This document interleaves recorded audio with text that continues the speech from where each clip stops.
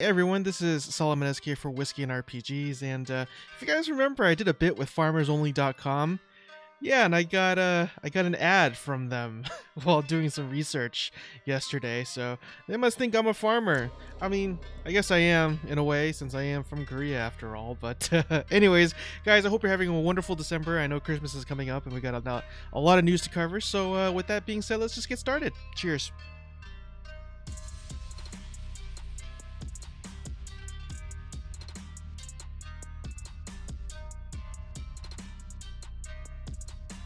This first news comes from MassivelyOP.com, and I know a lot of us are MMO fans and have been dying to see what's been going on with Amazon Game Studios, especially since MMOs has been, or rather MMOs being dead has become such a meme these days. New life has been given to their Twitter account, New World, as they shared 3 new cryptic videos of a tree with Roman numerals 5, 4, and 3.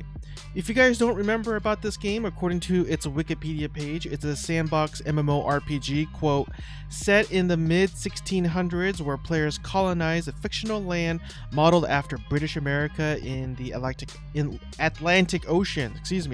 Players scavenge resources, craft items, and fight other players. The game has no set release date, and Amazon has not announced what payment model the game will use, end quote.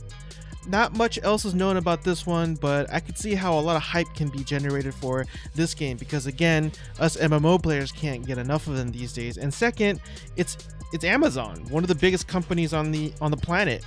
There's speculation that there might be some sort of announcement during the Game Awards on the 12th, but we'll see, and I'll keep you guys posted. And the next RPG news comes from Gematsu.com, and I know I have a few games in here that aren't really considered MMOs or RPGs, but I feel like the definition can be stretched to kind of include this one, plus it's an awesome franchise. But Resident Evil 3 was leaked last week, but it's been officially confirmed and will be coming to the PS4, Xbox One, and the PC on April 3rd, 2020. What's really cool about this version is that it will also contain a new multiplayer mode called Resident Evil Resistance, where 4 players are trying to survive against one other player, similar more or less to Friday the 13th in my opinion, probably less though, but you get the idea. So the first MMORPG Christmas event story comes from MMORPG.com, and it's potentially spicy news. And you'll see why in a minute. Ashes of Creation has released some new cosmetic items for the winter season, and admittedly, they look pretty nice. I especially like the Sentinel Greatcoat, even if it's just an artist's rendition than how it actually looks in game. But if you don't follow the game, and those of you who do know where I may be going with this, the game hasn't been released yet. They are essentially doing what the developers over at Star Citizen are doing and selling packages in hopes of enticing players to help with additional funds for the game, which has its fair share of criticism. Yeah, the internet will make sure that you realize that. You know, I'm not typically one to bash a game, especially ones I don't know much about. But I will show you the top comment and tell you that a lot of people seem to share similar sentiments. And looking at some of the prices, I could see why this may further irate even some of the more of the game's most loyal followers. I mean, $135 for this package here, Voyager Plus. But there you have it, special winter themed items that you can't enjoy yet, so there you go. Starting tomorrow on December 11th, NCSoft will be rolling out their Christmas event for Blade and Soul, as well as the 3rd Destroyer specialization called Iron Will that I briefly covered last week. The Treasure Trove Key and Treasure Trove expansion bundles will be also be making their return, not to mention tons of new cosmetic items, materials, and upgrades as well. Lord of the Rings Online will be kicking off their annual Yuletide Festival from December 11th to January 6th. According to MMORPG.com, quote, last year's Yule Festival invited players to participate in long-running quests, such as Invitation to Celebrate in Winterhome, as well as take part in traditional Yule dance-offs, Players will complete activities to earn Yule tokens, which can be spent on special cosmetics during the festival, end quote. There's also a bunch of items for sale. For example, inventory slots and currency caps are 25% off, enhanced reputation supplies are 35% off, Where Dragon Dwells and Legacy of the Necromancer is 75% off. More information on these deals can be found at LOTRO.com, LordofTheRingsOnline.com. Also on December 11th, Sea of Thieves is getting some new changes as well as a holiday event. Firstly, one of the weekly updates from their executive producer Joe Neat, and I hope I'm saying that right, explained that they are going to make sword combat more fluid by decreasing cooldown times after a player misses, removal of block stun, and brief delay of striking when you wield a sword. I don't know what that last part means, if I'm being totally honest. Oh yeah, you could even put out fires by vomiting. Nice. They're also going to put in Black Market Archive where players could buy previously released items at a higher price. Their holiday event is called Festival of Giving, but I'm pretty sure that's an ironic title. I just watched their trailer. I don't know what this is. Call yourself a gamer who covers games. You would know if you actually played Sea of Thieves. Moving on. Star Trek Online actually started their winter event last week. In it, Q returns to begin festivities. You could also do daily activities towards a brand new ship. New in-game items as well as holiday-related cosmetics and weapons has been added as well. And if you want to learn more about this event, you could always go to arcgames.com and you'll see a comprehensive list of all the new things that they've put in there.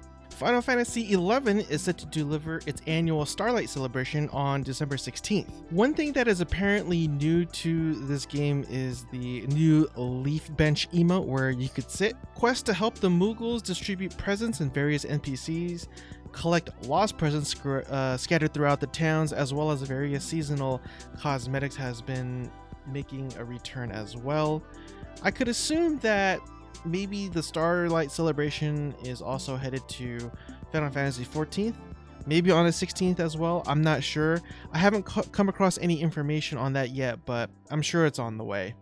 So there's this farming simulator ad for me up there. I wonder why that is. But anyways, you can't really talk about MMOs without talking about World of Warcraft. Now, I'm not sure if these days are 100% accurate. I don't see any reason to doubt them, so take it with a grain of salt. But World of Warcraft will be getting their annual Feasts of Winter Veil event from December 16th to January 2nd. The site does say Winter Veil 2019 presents, but the dates look like they were from the 2018 event unless they use the same exact dates every year. Let me know in the comment section below if that's the case. If we head on over to warcraftsecrets.com, is that it? Yep. We can see that they have all the things available for this event for a limited time. Lots and lots of toys, lots of pets, and Minion of Grumpus mount. Achievements are also available for you to work for as well. If there are any changes that are released in this coming week, I'll be sure to let you guys know. And our first MMO and RPG update for today comes from Gematsu.com again, and this is regarding Kingdom Hearts 3, which will be getting a new downloadable content called Remind for the PlayStation 4 on January 23rd and Xbox One on February 5th, 2020. The trailer was posted in the official Kingdom Hearts YouTube channel, but it was taken down really fast, probably because it wasn't supposed to be released yet. But according to Gematsu.com, the description reads, quote, Remind is another tale that unfolded during the climax of Kingdom Hearts 3. Determined to rescue Kairi, Sora travels to the Keyblade Graveyard in short time before the final battle was to take place. Lacking a corporeal form, the traces... wow. How do you say that? Corporeal. Corporeal. Lacking a corporeal form, he traces the hearts of the 7 Guardians of Light. Though experienced their personal battles firsthand, Sora is about to discover truths that he has never before imagined. And in Guild Wars 2, you can finally wear capes. That's it. No Winter's Day yet. I think that's next week, so I'll cover that when the time comes. Neither an MMO or really an RPG, but I thought I'd add it anyways because it's such a huge franchise and I lay dormant for so long. But earlier on Monday, 2K Games announced that they created a new studio called Cloud Chamber to develop the fourth installment of the Bioshock series. According to Kotaku, though, the game has been in development since 2015, went through some changes and iterations, but the final game won't be out for another several years. So again, not an MMO or an RPG, but Fortnite and Star Wars the movie will be hosting an event where they will be showing a scene presumably never shown before in the Fortnite world to potentially millions of players. It will take place on Saturday the 14th of December at Risky Reels and will feature JJ Abrams himself, although I have a sneaky suspicion it really won't be him behind that or his avatar. And that does it for today's MMO and RPG news and Christmas updates. Again, I just want to thank you for joining me today, and I hope you guys are having a wonderful Christmas holiday. And I'll be coming out with more updates as more information comes along. But until then, I hope you guys are staying warm, staying safe, and I'll see you guys next time. Cheers.